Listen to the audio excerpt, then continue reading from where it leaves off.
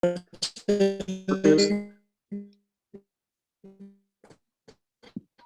noches.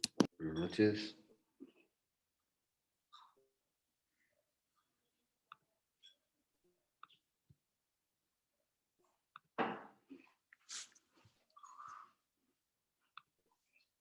Creo que fue donde nos quedamos, ¿verdad? Sí, Lick.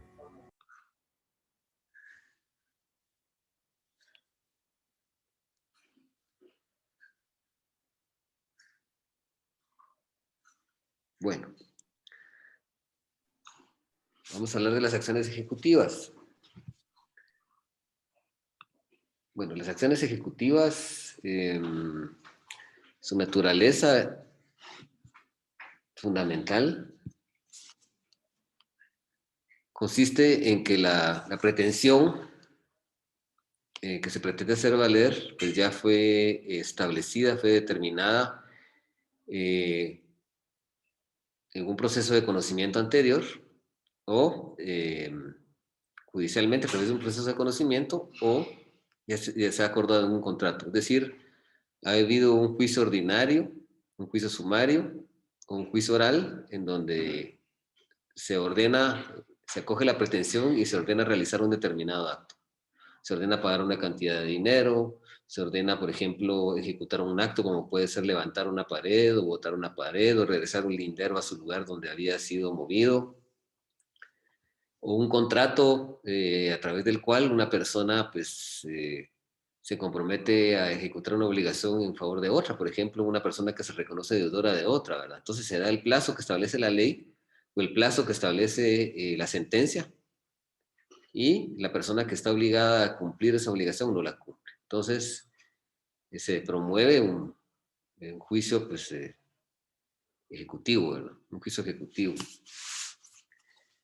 De esa cuenta es importante establecer que dentro de las acciones ejecutivas que como pretensión se pueden ejecutar tanto en un juicio ejecutivo en la vía de apremio o un juicio ejecutivo propiamente dicho, eh, que son procesos en donde ya existe esa obligación que está predeterminada.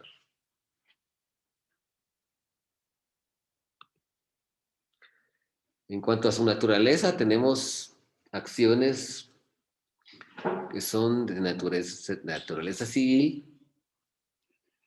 de naturaleza penal, tenemos acciones mixtas, tenemos acciones reales y tenemos acciones personales. Las acciones de naturaleza civil son aquellas que van a dirimir un conflicto de naturaleza civil, al amparo del derecho civil, al amparo del Código Civil.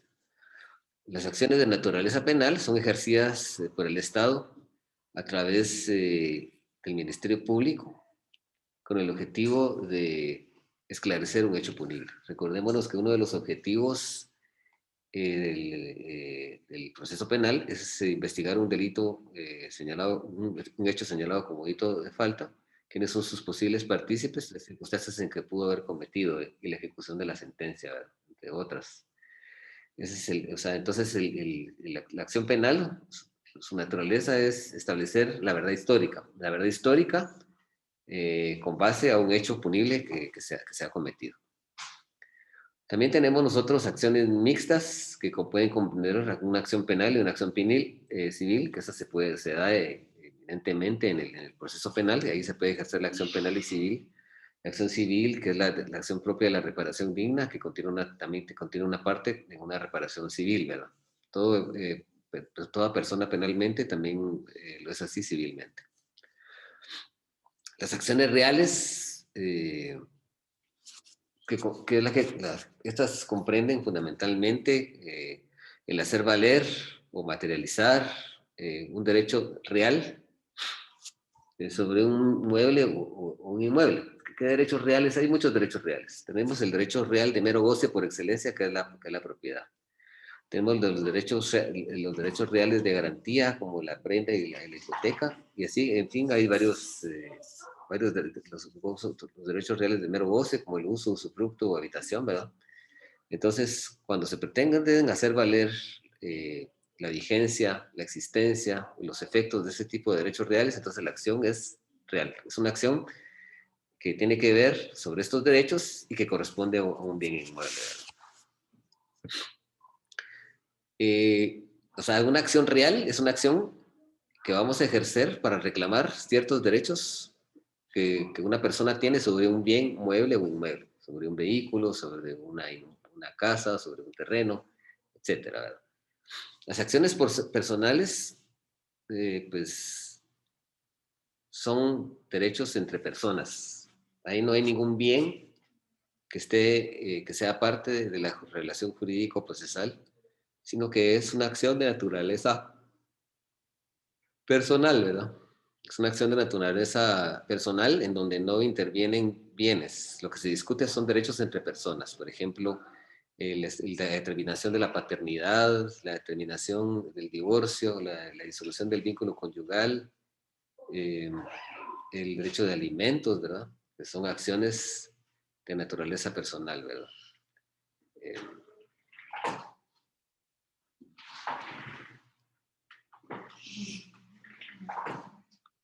bueno, las acciones públicas, que son aquellas que son promovidas por los órganos del poder público, tal como la acción penal, que es promovida por el Ministerio Público, pero también aquí dentro de estas podemos mencionar también la acción de naturaleza tributaria que tiene el Estado para poder cobrar de forma coactiva tributos o impuestos que los contribuyentes han dejado de...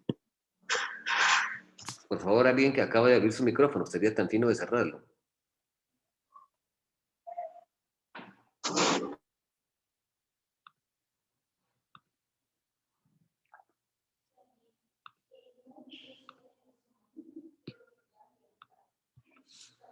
Entonces, como les digo, las acciones de naturaleza pública son promovidos por los órganos del poder público. Podemos poner un ejemplo que es la acción penal, que es promovida por el Ministerio Público y su objetivo primordial es determinar, como les dije, averiguar, investigar un hecho señalado como delito o falta, la circunstancia que pues, pudo haber perpetrado y los demás efectos que establece el artículo 5 del Código Procesal Penal que hemos explicado ya con antelación. También como acciones públicas podemos determinar la acción de naturaleza tributaria, que es la que tiene el Estado a través de la Superintendencia de Administración Tributaria para obligar coactivamente a los particulares que no han pagado sus impuestos en las circunstancias de tiempo y modo y lugar, es decir, en la época que establece la ley para poder requerir pago.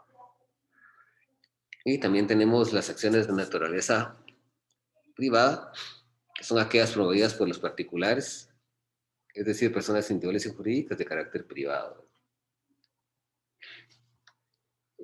Por ejemplo, una acción de filiación, donde una persona pretende determinar el vínculo de consanguinidad entre padre e hijo, ¿verdad? Cuando un padre no ha reconocido a su hijo, es una acción de naturaleza privada. La acción del derecho de alimentos, que es otra acción de naturaleza privada. La acción de reivindicación de la propiedad, cuando se pretende reivindicar un bien, es una acción de naturaleza privada. El divorcio, que es otra acción de naturaleza privada, la nulidad de un negocio jurídico, que también es una acción de naturaleza privada.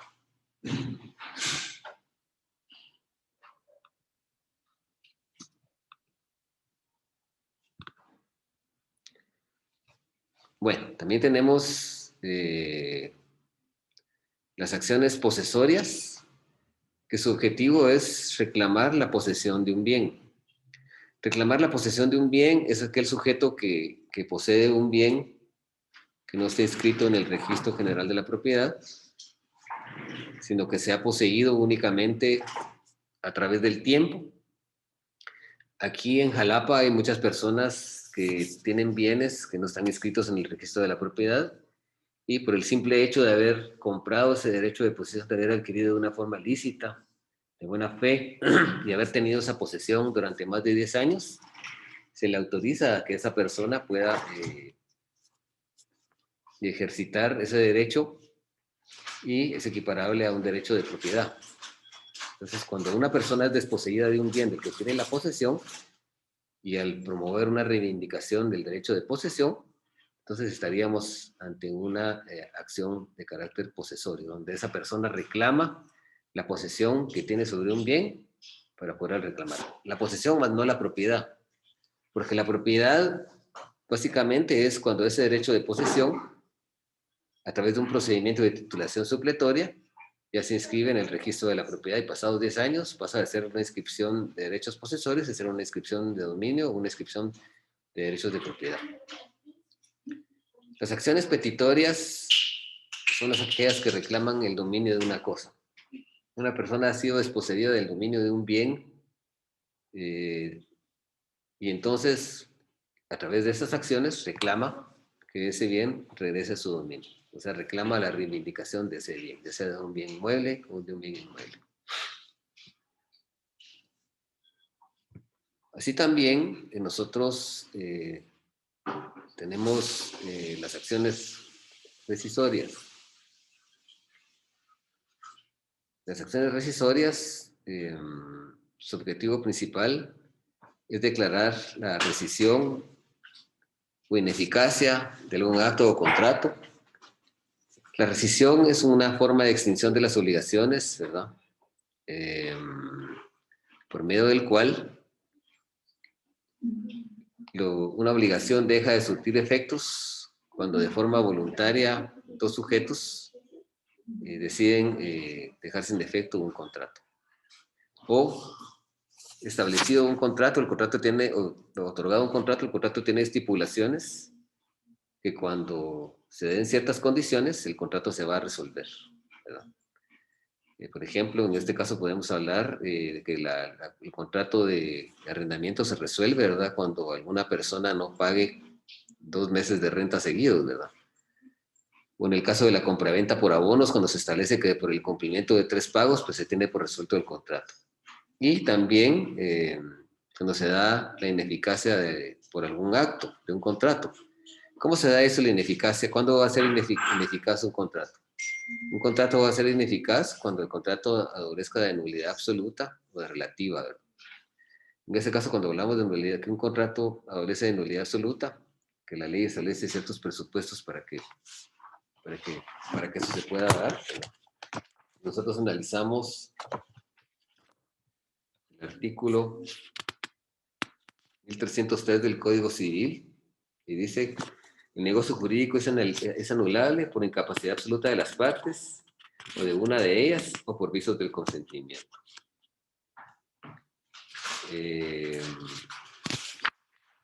Entonces ahí se puede pedir la nulidad, ¿verdad? Y el artículo 1301 nos amplía más y nos dice: hay nulidad absoluta en un negocio jurídico cuando su objeto sea contrario al orden público o contrario a las leyes prohibitivas expresas o por la ausencia o no concurrencia de los requisitos necesarios para existencia. Dice: los negocios que adolecen de nulidad absoluta solo producen efectos si son revalidables por confirmación. Entonces, este es el caso de la nulidad absoluta. Y también tenemos el caso de la nulidad relativa, que dice: los negocios que adolecen de nulidad relativa pueden revalidarse por confirmación expresamente, dando cumplimiento a la obligación a desde que el vicio que las hace anulables, ¿verdad? Entonces, en este caso en particular, cuando son acciones de esa naturaleza, que se traten de poner fin a una disposición contractual por estipulaciones propias que establecen que ese contrato deja de surtir efectos jurídicos o por la ineficacia de algún acto o contrato, entonces, porque ese contrato es nulo. O sea, esas acciones son acciones de naturaleza rescisorias, ¿verdad? Que pretenden rescindir, declarar la nulidad, cesar los efectos de un contrato que tiene plena vigencia, pero que al darse ciertas causas o motivos que establece la ley, pues debe declararse su nulidad absoluta. Bueno, así también tenemos las cuestiones declarativas. En este caso hay un derecho incierto, ¿sí?, que no se puede determinar a qué persona le asiste ese derecho. Hay una incertidumbre, ¿sí?, una incógnita. No se puede determinar a quién le corresponde ese derecho. Entonces, para eso es necesario realizar un juicio para disipar ese tipo de controversias. En este caso, por ejemplo, tenemos el artículo 1283, la fijación de un plazo. Dice, si el negocio jurídico no señala plazo, pero de su naturaleza y circunstancia se dedujere que ha querido concederse al deudor, el juez fijará su duración. Entonces, este es un contrato que no establece plazo. Como no establece plazo, entonces hay que viajar al Código Civil e invocar este artículo 1283 para que el juez, a través de una rescisión, determine si de naturaleza de obligación se puede determinar el plazo, entonces el juez en ese caso lo va a conceder. Son las secciones declarativas. Así tenemos el artículo 1401.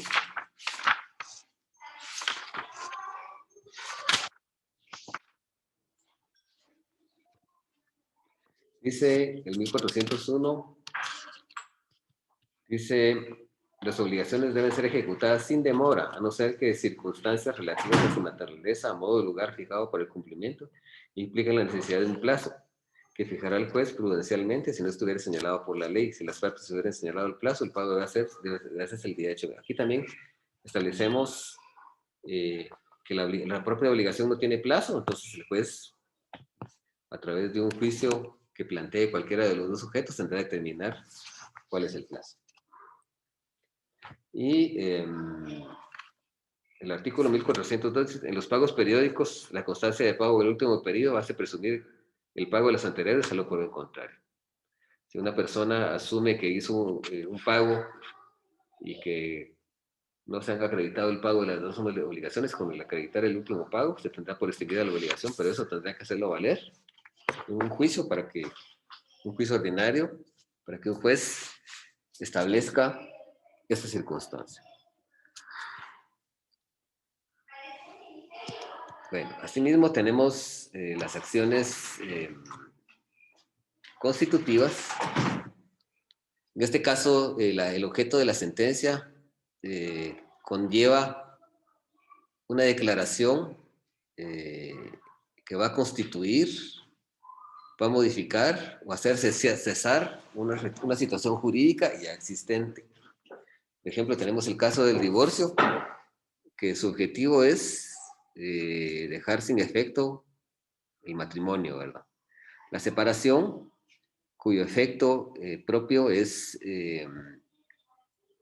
modificar el divorcio por un estado de separación. Y la filiación, cuyo objetivo es determinar y establecer el vínculo de paternidad, paterno-filial que hay entre hijo y padre. Si nosotros analizamos el artículo 161, dice, ese efecto propio del divorcio, la disolución del vínculo conyugal que deja a los cónyuges en la libertad para contraer nuevo matrimonio. Y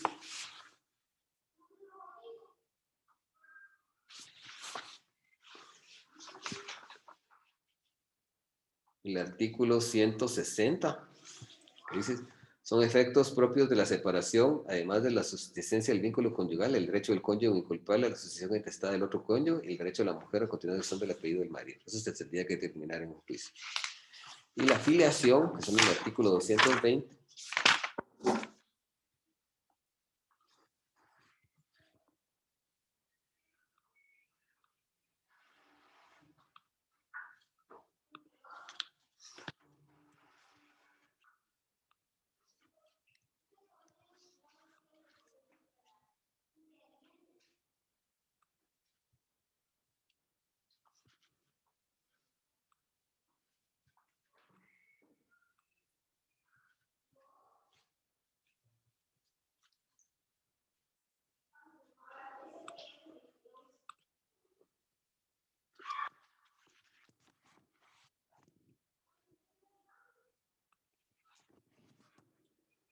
artículo 220 nos decía. Dice, acción judicial de filiación. Dice, el hijo que no fuera reconocido voluntariamente tiene derecho a pedir judicialmente que se declare su filiación y este derecho nunca prescribe respecto de él.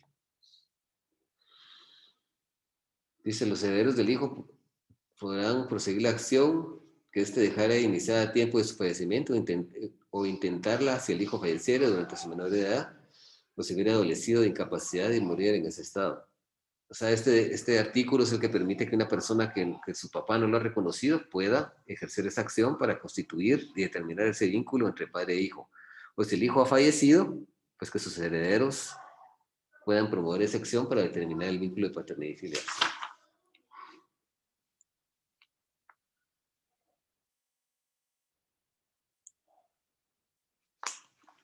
El artículo 227 dice reconocimiento voluntario y el judicial son actos declarativos de la paternidad y por consiguiente surten efectos desde la fecha del nacimiento del hijo.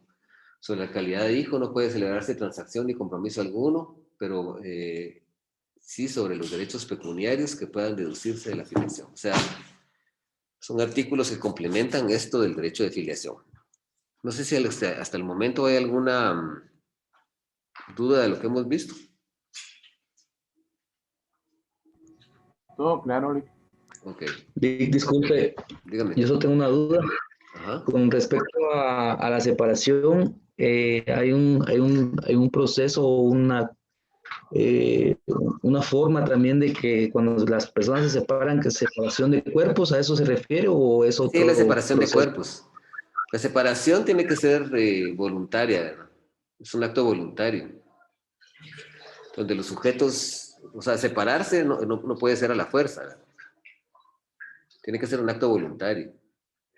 Y para que ese acto voluntario se dé, tiene que celebrarse ante un notario o ante un juez de primera instancia de familia, del domicilio de donde tengan asentado su domicilio conyugal, su hogar conyugal, los cónyuges, su domicilio conyugal, ¿verdad? El matrimonio donde tenga fincado su domicilio.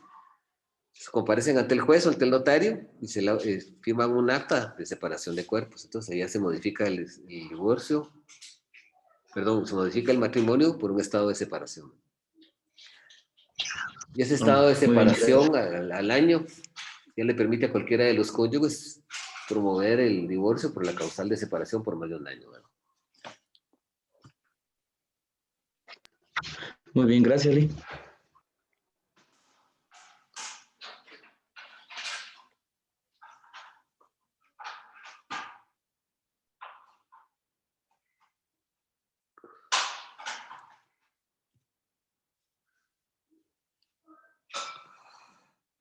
Bueno, las sentencias de condena tienen un objeto. El objeto de la sentencia de condena es una declaración de derecho que va a obligar al demandado o que le va a imponer realizar una prestación en favor del actor y le ordena su cumplimiento. Es decir, le va a ordenar, cuando estamos hablando nosotros del derecho de obligaciones, sabemos que hay un acreedor, que hay un deudor, y en este caso la prestación constituye en un acto de hacer, no hacer, o cumplir o del pago de hacer, de dar o de no hacer, ¿verdad?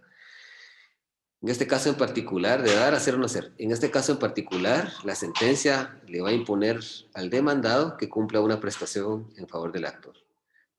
Y en este caso puede ser el pago de una deuda, el pago de daños y perjuicios, el pago de una prestación de alimentos, la obligación de entregar un bien o la obligación de abandonar una propiedad, ¿verdad? Por ejemplo.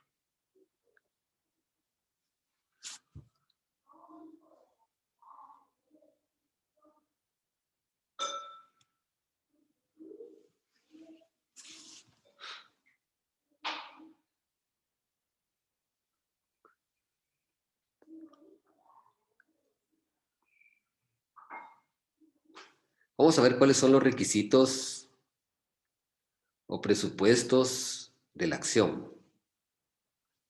En primer lugar, tiene que haber una pretensión, ¿verdad? Y eso quiere decir la preexistencia de un derecho subjetivo. Esto significa que en la ley debe estar ese derecho previamente establecido. Es decir, hay una hipótesis de carácter abstracto que está en una norma de derecho sustantivo. ¿Sí?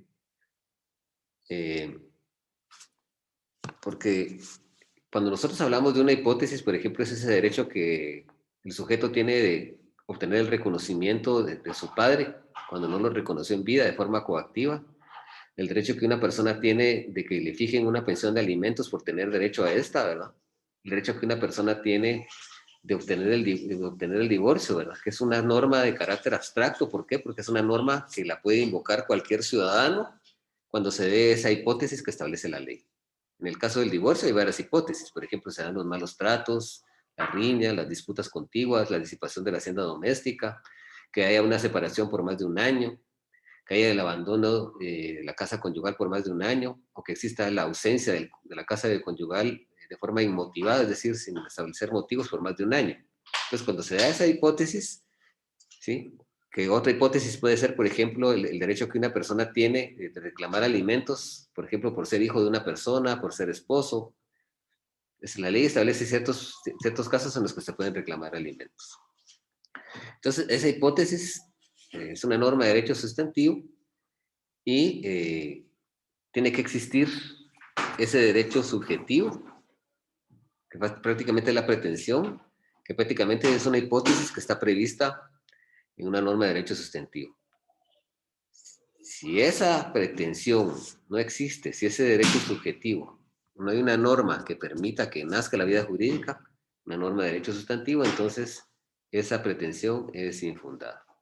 Y aquí tenemos algunos ejemplos que veníamos hablando, por ejemplo, el divorcio, ya lo vimos, la filiación, que también ya la leímos, y vamos a leer ahora la reivindicación de la propiedad, que está en el artículo 469. Lick, buenas noches, disculpe, tengo una duda. Solo voy a leer el artículo Está 469, si bien. me lo permite. Permítame, ¿sí? Porque estamos quedándonos a medias en una idea, entonces solo voy a terminar de explicar ese artículo, ¿sí?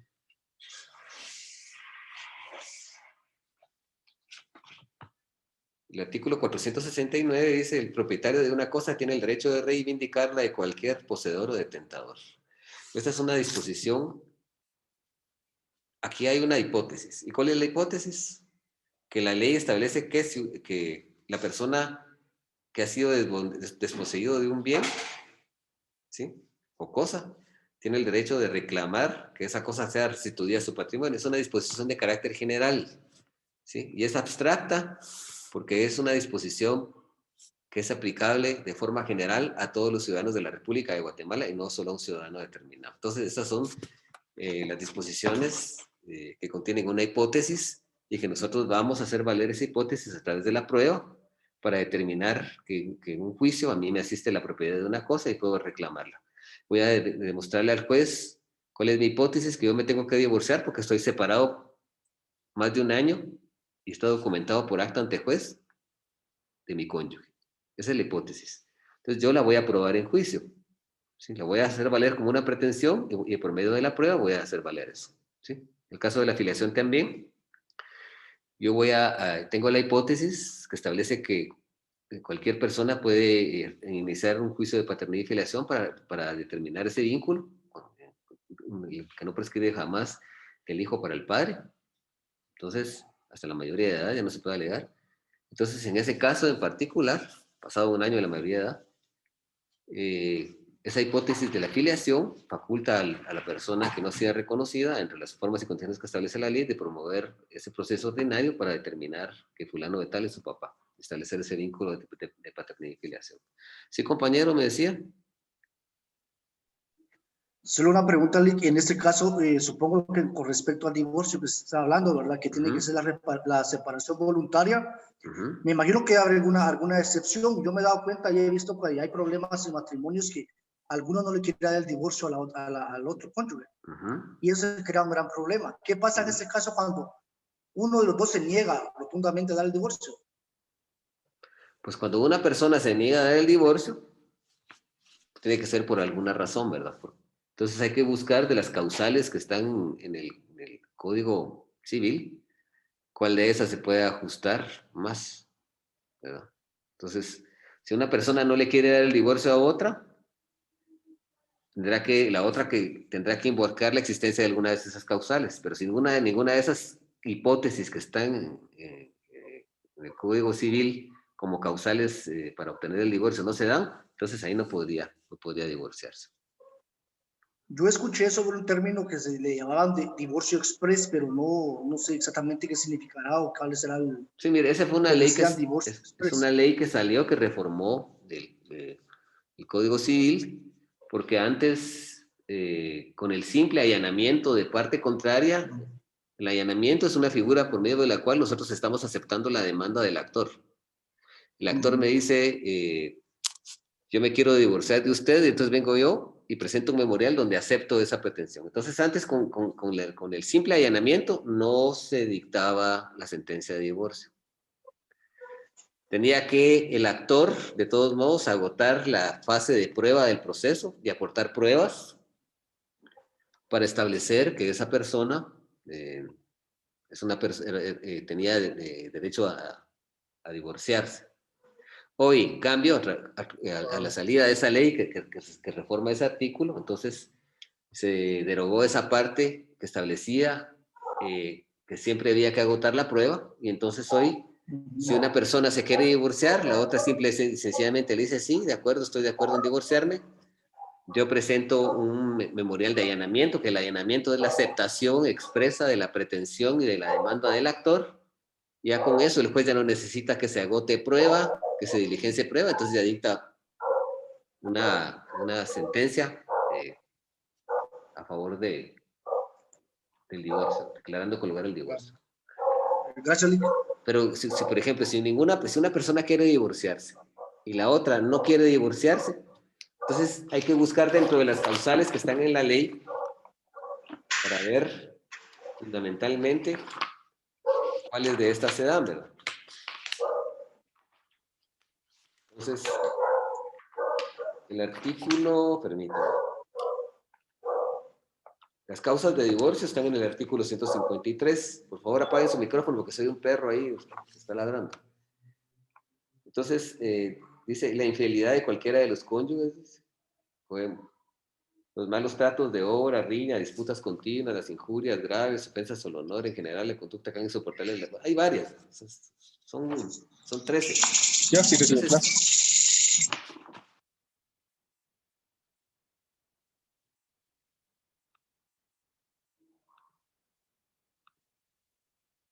Entonces tendría que darse alguna de esas causas para obtener el divorcio. Porque si yo le digo a mi esposa que no me quiero divorciar, ella tendrá que invocar alguna de esas causas. Pero tiene que probarlas a través de medios de prueba que establece la ley. Si esas causas no existen, entonces no va a poder alegar el divorcio, no va a poder hacer valer la pretensión. ¿Estamos claros ahí? Y Lick, gracias. Okay. Bueno, entonces,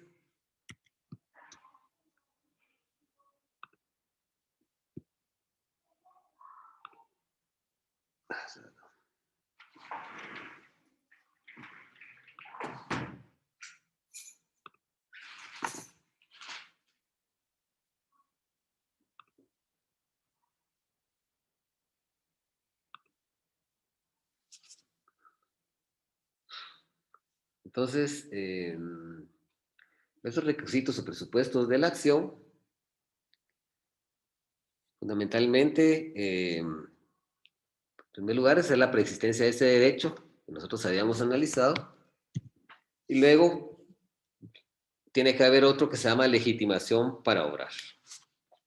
Eso se llama legitimación. Sí, dígame. Dígame, lo estoy escuchando. tengo una duda. Mire, con Dígame. respecto a la reivindicación de la propiedad, con respecto a la reivindicación de la propiedad, ¿será que se puede reivindicar cuando una persona tal vez haya donado la propiedad? No, ahí no. No, porque es una donación. Ahí habría que ir, y si es una donación a título oneroso, buscar en el contrato alguna ineficacia de ese contrato por nulidad absoluta o relativa. Y si fuera una donación a título gratuito, habría que buscar si hay alguna causal de indignidad de las que establece la ley para dejar sin efecto la donación. Pero una reivindicación, cuando una persona está donando una cosa y está solemnizada a través de escritura pública, como lo establece la ley, ya no se podría. Habría que alegar la nulidad de ese negocio si es una donación onerosa, o si es gratuita, pues invocar alguna de las invocar alguna de las causas de indignidad que establece la ley, ¿verdad?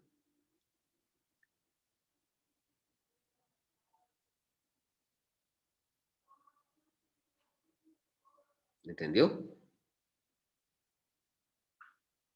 ¿Se ha resuelto su duda? Bueno, vamos a seguir entonces. Entonces, la legitimación para orar es que tanto la persona que pide es la que está legitimada para pedir por ley, y la persona a la cual estamos reclamando el derecho tiene que ser la persona que la ley establece para reclamar un derecho. Por ejemplo, si vengo yo y quiero reclamarle alimentos a alguno de ustedes, para que ustedes me den alimentos, el juez seguramente me va a decir que no. Seguramente me va a decir que no.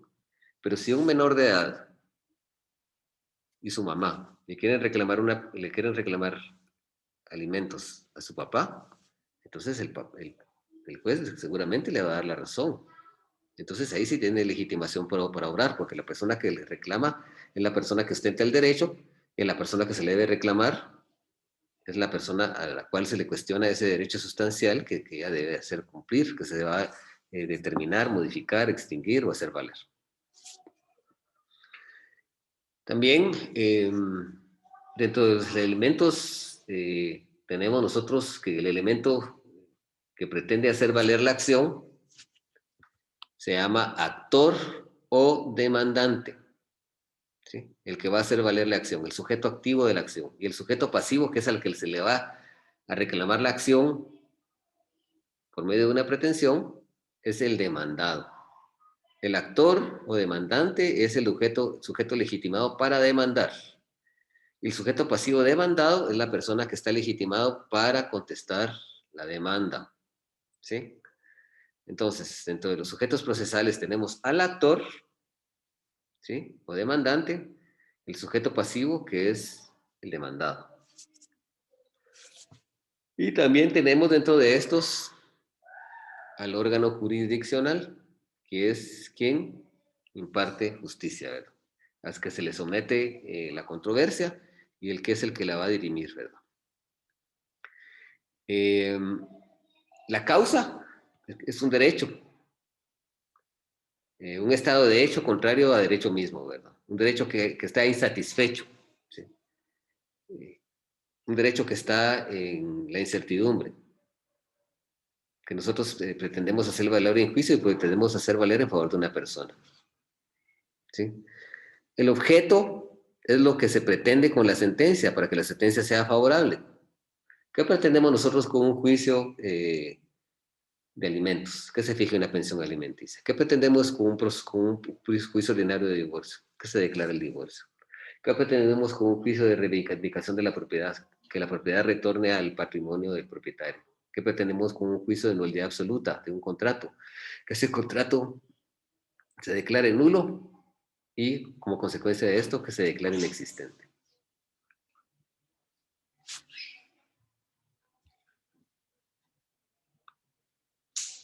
Bueno, entonces, otro requisito que es indispensable es el interés procesal. ¿Sí? ¿Qué mando? El objeto es igual a pretensión, entonces. Ajá, así es. Ok. Ya la vamos a ver en las diapositivas que les pasé hoy en la mañana. Esta vez. Pretensión.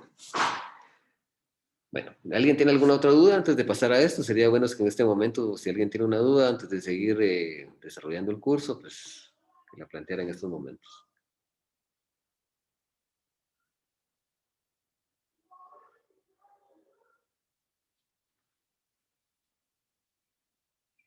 No leí ninguna duda. Muy bien, sigamos. Entonces vamos a hablar del interés procesal. Esto constituye fundamentalmente, el interés procesal está regulado en el artículo 51 del Código Procesal Civil y Mercantil, está regulado expresamente, y ese artículo establece que para interponer una demanda o contrademanda es necesario tener interés en la misma. Y ese interés está constituido en una situación de hecho, en la preexistencia de un derecho subjetivo. un derecho, un derecho sustancial, un derecho sustantivo, que está en estado injustificado o en estado de insatisfacción, un derecho que está en estado de pugna, un derecho que todos sujetos se están peleando por determinar a quién le asiste la razón. Entonces, en ese caso es necesario, en ese derecho preexistente, en este derecho subjetivo preexistente, en estado injustificado, porque no se está satisfaciendo ninguno de los dos sujetos, o el que está satisfaciéndose de él no le corresponde ese derecho, o porque el otro sujeto que lo pretende reclamar cree que le asiste la razón, o sí le asiste la razón. Entonces, en este caso, este sujeto debe acudir a la tutela judicial, la tutela jurídica del Estado a través de la Corte Suprema de Justicia, de los órganos jurisdiccionales y conforme del organismo judicial a cualquiera de estos, para reclamar la intervención de ese órgano jurisdiccional y ahí se va a determinar a quién le asiste ese derecho insatisfecho.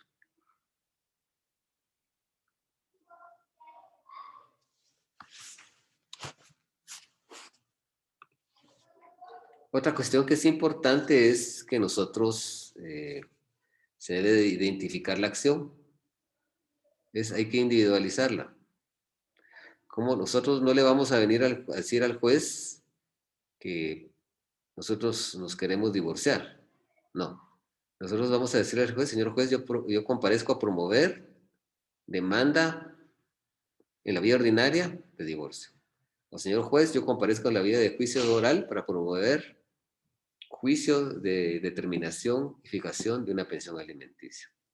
O señor juez, yo comparezco en la vía del juicio ordinario a promover una demanda de reivindicación de la propiedad. Entonces, así es como se identifica la acción, que es realmente inherente a la pretensión. No sé si tienen alguna duda de lo que hemos visto hasta ahora. Por favor, planteemos dudas. Si tienen dudas, es el momento. Pregunten lo que quieran. Pregunten lo que quieran. Pregunten lo que quieran. Yo estoy obligado. Esto como me he detenido y he respondido a algunas cuestiones que realmente pues, son importantes responder y que surgen dudas aquí. Estamos nosotros adentrándonos en el derecho procesal civil y es preciso que determinemos si existe alguna duda.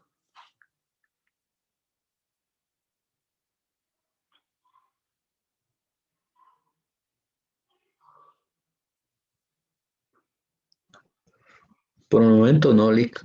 No, bueno, entonces ¿les parece que pasemos ya a desarrollar la siguiente diapositiva? Que hablemos de la pretensión. Sí, Lick. ¿O desean que la miremos ya en la siguiente clase? No escucho. Una vez ya que hay tiempo.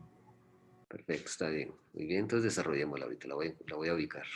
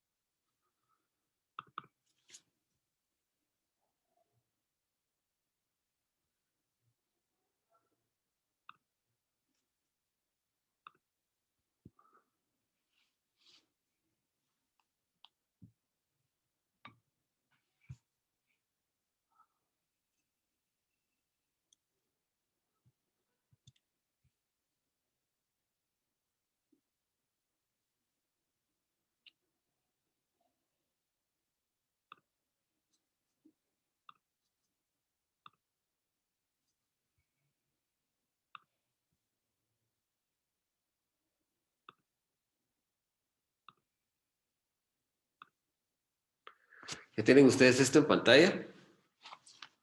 ¿Pueden ver? Sí, Lick, se ve. Sí. Bueno, vamos a ir desarrollando esto. Y si hay alguna pregunta, me paran, yo la voy a explicar.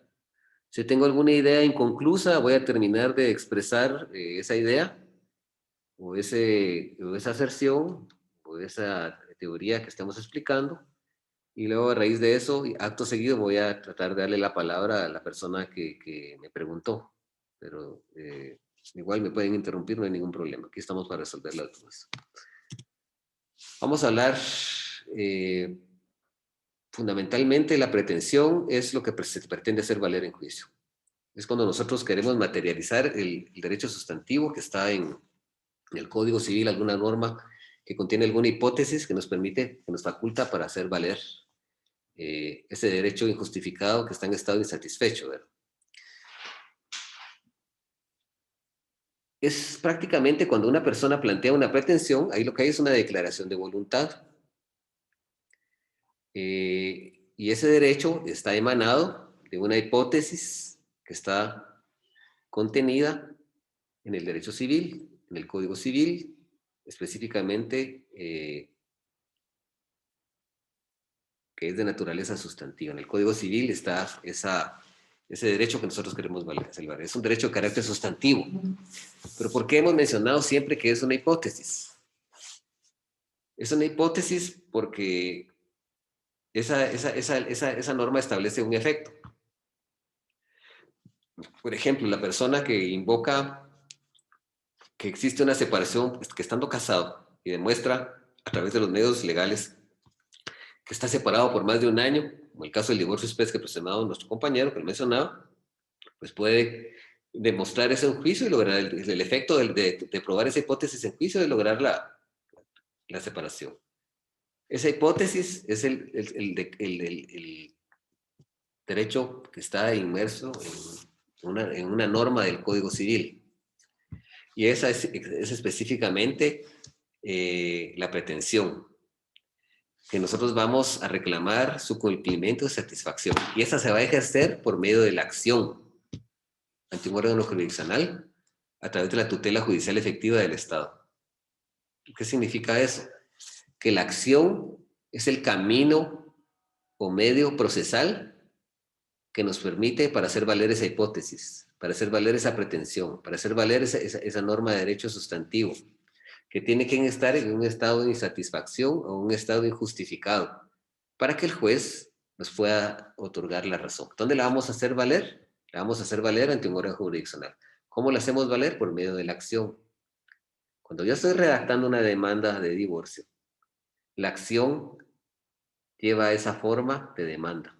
Lo que contiene esa demanda es una pretensión. Entonces, básicamente, la acción es el acto de promover esa demanda ante el órgano jurisdiccional. Y esa contiene una pretensión.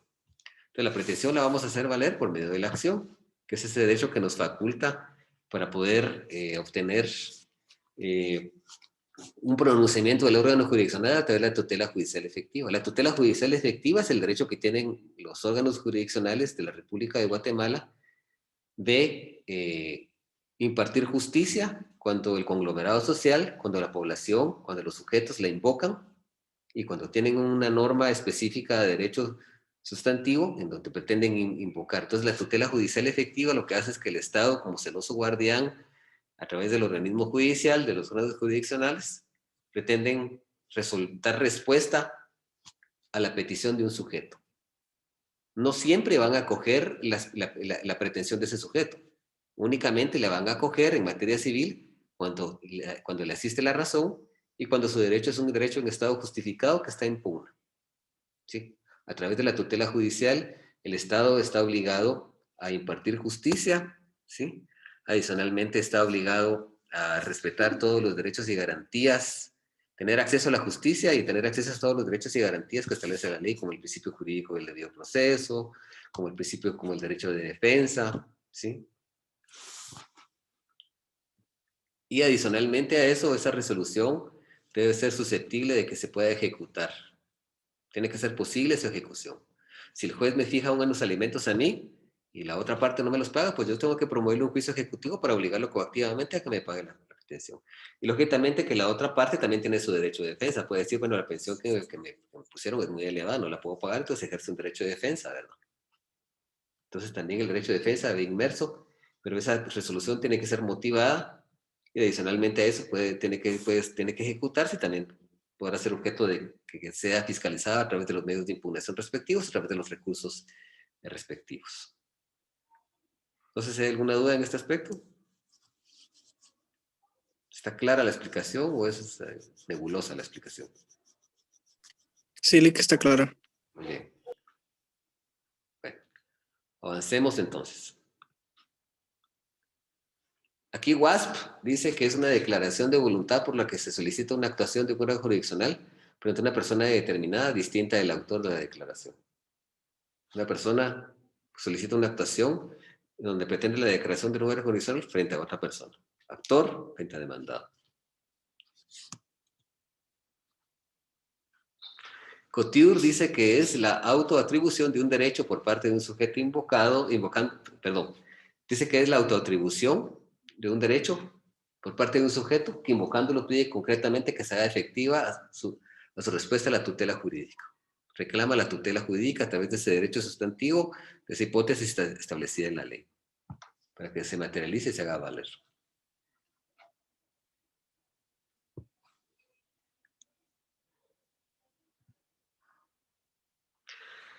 Bueno, ¿cuál es la naturaleza jurídica de la pretensión?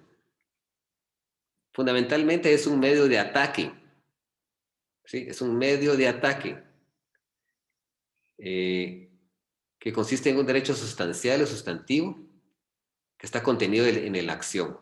Está contenido en la acción que viene generado de una hipótesis del derecho civil sustantivo. Así es para mí la naturaleza jurídica. La naturaleza jurídica de la pretensión es un medio de ataque por medio del cual, si queremos verlo así más sintético, es un medio de ataque para hacer valer la pretensión. Es un medio de ataque que consiste en la pretensión que se hace valer a través de la acción. Está contenido en la acción. ¿Sí? Y viene generado de una norma de derecho civil sustantivo. Entonces, su naturaleza es que es un medio de ataque. ¿Sí? Que consiste realmente en una norma de derecho sustantivo, y eso nosotros lo hemos solemnizado a través de la demanda por medio de la acción, y viene generado de una hipótesis de derecho civil sustantivo. Bueno, vamos ahora a analizar la excepción. Y la excepción, fundamentalmente, proviene del vocablo exceptio, y de excipiendo, que significa destruir, enervar, y según algunos autores, quiere decir, ex acto quiere decir sin acción. O sea, la excepción, su objetivo principal, su acepción es destruir, enervar. Eso es lo que quiere decir. Y viene de la locución exacto, que quiere decir dejar sin acción. O sea, el objetivo de la excepción es destruir la pretensión y dejar al actor sin acción. O coartar, detener, ¿sí?, la acción que se está promoviendo.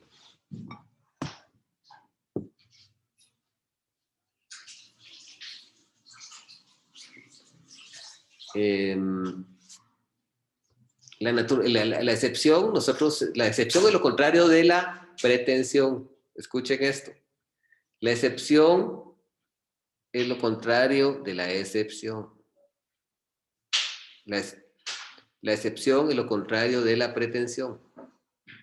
Entonces, la excepción fundamentalmente es un medio de defensa. Esa es su naturaleza jurídica. La otra es un medio de ataque.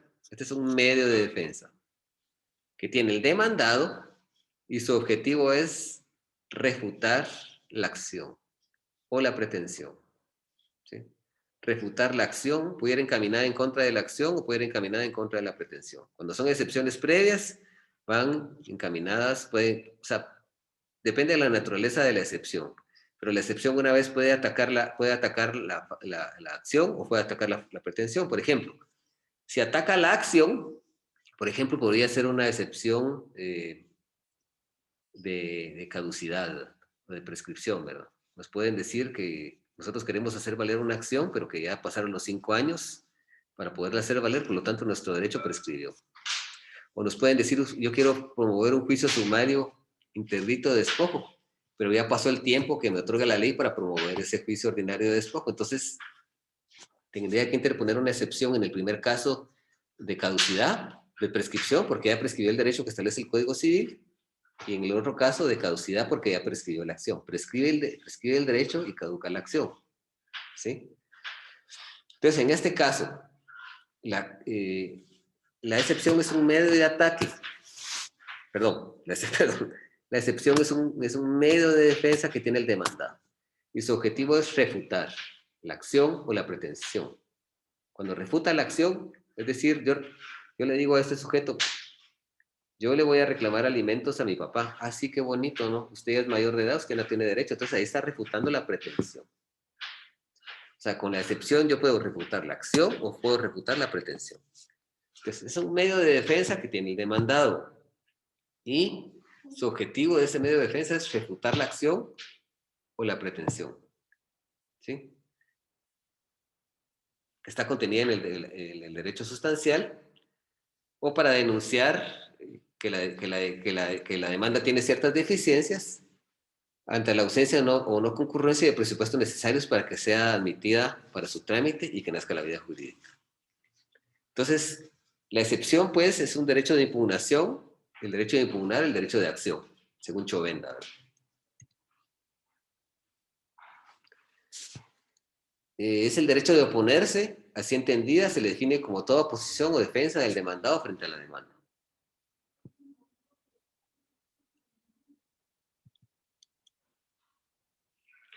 Y la naturaleza jurídica de la excepción, básicamente, es que es un medio de defensa cuyo objeto principal es destruir la pretensión del actor o depurar el proceso de delitos formales cometidos por la demanda. Bueno, nos vamos a quedar por aquí, porque ya son las 9:15 y yo tengo que desconectarme. No me puedo desconectar a las 7:30 en punto porque ya no tengo tiempo de grabar la clase. Esto lo hago para que me permita grabar la clase, pues en estos minutos hubiera alguien que tenga alguna duda, por favor, de lo que hemos visto, pero sí, la próxima clase vamos a repetir desde el principio de esto porque es un tema que no podemos dejar inconcluso, ¿verdad? Yo hubiera preferido comenzar mañana, pero igual ustedes quisieron que utilizáramos estos minutos que son valiosos, pues los utilizamos, pero si alguien tiene alguna duda. No, Lick, todo bien. En mi caso, la excepción, Lick, que si en la excepción hay presupuestos, ¿cuáles son los que se pueden establecer en un proceso? Pues, y además, cuando se ataca la acción, principalmente se está atacando porque la demanda no reúne los presupuestos legales, ¿verdad? Porque es una demanda defectuosa, porque hay falta de personalidad, porque el sujeto que está invocando ese derecho no tiene personalidad para hacerlo, porque tenía que haberlo ejercido el licenciado Monterrosa y lo está ejerciendo Estuardo Chavarría, porque el derecho ya prescribió, ese es el derecho sustantivo. Entonces sí, los presupuestos están dados en los casos del artículo 116, cuando habla de excepciones, porque hay excepciones de carácter previo que se interponen en el emplazamiento y que pretenden depurar el proceso y que no destruyen la pretensión, sino que destruyen la acción. O algunas veces también pueden destruir la pretensión de las excepciones previas, en el caso de la cosa juzgada, la prescripción, la caducidad, la transacción. Entonces vienen dados en esos presupuestos que establece la ley. Tienen que ser previo a contestar la demanda. Ahora, cuando se trata de excepciones perentorias, los presupuestos para que ésta se dé, fundamentalmente, son que tiene que atacar o destruir la pretensión. Ese es el objetivo. Muy bien, gracias. Vamos a profundizarlo más cuando miremos cada clase de excepción. Por ahora nos vamos a quedar por aquí.